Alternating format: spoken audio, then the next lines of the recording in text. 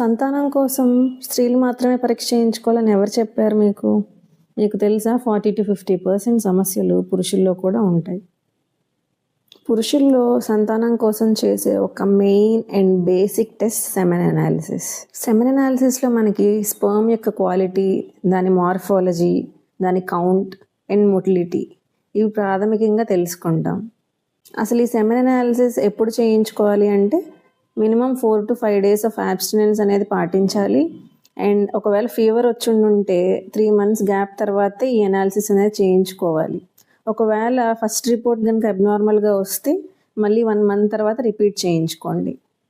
ఇప్పుడు మనకుండే లైఫ్ స్టైల్కి, మనం తినే ఫుడ్కి స్పర్మ్ క్వాలిటీ అనేది తగ్గిపోతూ ఉంది.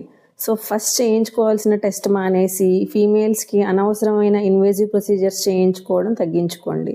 మనకి ఇలాంటి simple, basic and non invasive test ఉండగా ఫీమేల్స్కి ఇన్వేజివ్ ప్రొసీజర్స్ ఎందుకండి దండగా? Basic, non invasive and primary test చేయించుకున్న తర్వాతే ఎవరైనా సరే ఇన్వేజివ్ టెస్ట్లకి వెళ్ళండి. లైఫ్ స్టైల్ చేంజెస్ అండ్ ఫుడ్లో చేంజెస్ అనేవి స్పర్మ్ క్వాలిటీలో చాలా ఇంప్రూవ్మెంట్ అనేది తీసుకొస్తాయి. Important foods to improve sperm quality చెప్తాను.